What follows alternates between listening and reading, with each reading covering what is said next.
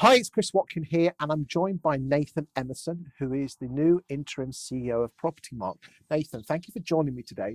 Why do you think you're the main man for Propertymark? Talk to me.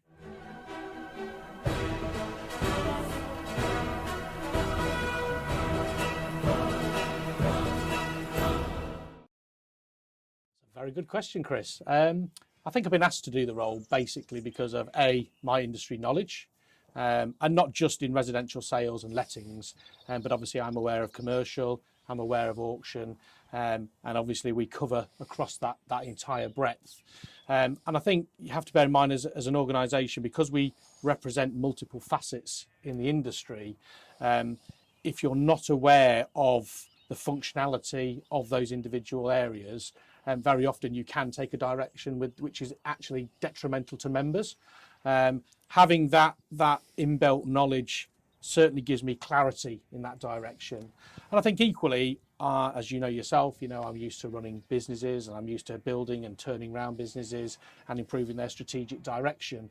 And that is something which I do care about quite passionately. You have to get the balance between the coal-face delivery, but also being able to stand back and take a strategic outlook and make sure you're driving the ship in the right direction. That's a skill set that I think has been built up over a number of years. And I think obviously, hopefully with the board entrusting me to take over in the interim period, means we can steady the ship of Propertymark, and start refocusing and delivering for members in the way that we want to do and members want to do for us. What do you think? I'm going to ask a two-stage question. Firstly, what are the biggest things that need to change, and what are and then I'll follow that on with what are the biggest things that are the assets of Propertymark that shouldn't change. I'm going to say the first thing which should change is perception, really. And I think probably one thing that Propertymark does not do, and I will hold my hands up to that, is actually shout out enough about the things that it does do. And so if you look at it from a balance point of view, everybody focuses on certain pieces of news that go out there, and they focus very much on those pieces of news, A, because they are a piece of news, but also B, because there's not enough out there as well, which sort of puts a counterbalance. And so, I don't know, if you look at animals feeding, for example, if you've got two bowls both full of food, you'll have an equal mix of people at both feed bowls. If you've only got one feed bowl full of food, you've got one place for people to go. And so I think basically from our point of view is we need to probably communicate a little stronger about what we do, and give people a better perception of Propertymark, because it's not that the work's not done. It's the fact sometimes that we don't tell people of some of the things that we have done. I mean, I'm in a very privileged position that I talk to an awful lot of people, and what Propertymark have done, with regard to protecting the industry with, the government were only going to have 1 week deposits. Correct. And what Propertymark did to basically talk about bringing commissions in with the furlough scheme, which helped an awful lot of estate agents.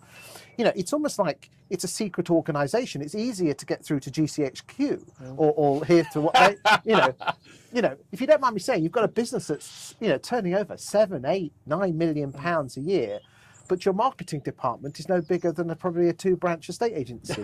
So again, I think if you don't mind me saying, Rachel is fantastic, but it's almost like you're the best kept secret. I think again you've got to look at distribution of resources, really, Chris. And I would say some companies probably go the other way. They shout about things that they've done or even not done. And they jump on the back of things that they haven't done. One thing that Propertymark has always been about is quietly achieving, and again, back to what I said before, we need to release a bit more about that.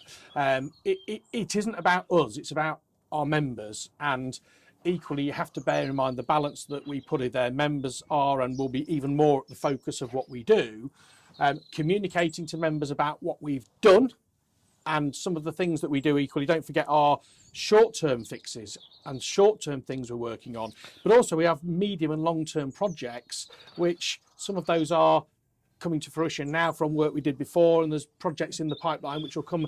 They all benefit the industry as a whole, not just members. And actually, when you're communicating those over a 2, 3, 4 year period, I mean, we talk about ROPA, a lot of people in the industry are now starting to get a little tired of ROPA because obviously COVID sort of slowed that process down. And it's all the banging the roper drum again, and that's happening across the industry. From our point of view, it's sometimes when you deliver something, because we're now on to the next thing, we actually forget to shout about what we've just delivered because we've been in that process for so long. And I take that entirely on board. And I think marketing is one area which I'm very keen to look at, Chris. I think that marketing, I would like to be able to give them more resources to actually tell people more about what we do rather than just deliver quietly behind the scenes. I think the other thing I want to look at quite seriously is I do want to try and put in much more of a, don't take the word the wrong way, customer services department. So when people are coming into Propertymark, there is a central hub which has much more focused availability and knowledge of the entire organisation, because one thing I do recognise is people will ring in with different queries, and sometimes those people may go to the last department they spoke to because they spoke to Rachel in this department or Joe in this department or Helen in this department. And so what I want to do is make sure that we have a fully functioning zone where people can go to get that information they want straight away. Being bounced around pillar to post is never ideal for anybody. And I think as the organisation's grown, as we've got more and more members, and people at the moment with COVID are needing more and more technical answers to questions, it's up to us to provide a simple platform for them to get delivery of that ongoing. And what would you keep? What do you love about Propertymark that you think is, a red line that you don't want to change? I think organisations evolve. And so I don't think there's anything that you wouldn't not change or review, Chris. I think that's unhealthy to do that. And sometimes sentiment, we do this because this is how we've always done it. If what we're doing is fit for purpose, or if there are practices we're doing, which when we look at it, and I will go through it dot by dot, as you know myself, and if there are things that we're doing there that aren't of a genuine benefit to people and we can deliver more, then we can talk to members and say, look, this is what our thoughts are. It's going to be a lot about engagement with me, and there's going to be a lot of transparency with me. I want to make sure, and don't get me wrong, I'm talking like this, 95% of what the organisation does works for people fantastically, but we all know in life it's that extra 5 or 10% that actually is the defining factor. And I think for us that's where I want to put our attention really into getting that done. Thank you for this, for your first video. In the next videos I want to talk about Roper. Okay. I want to talk about the spate of people leaving and is it a rudderless ship, and other aspects of Propertymark. So I'd like to talk about those in the next videos. Is that okay? Yeah, fine. Thank you very much.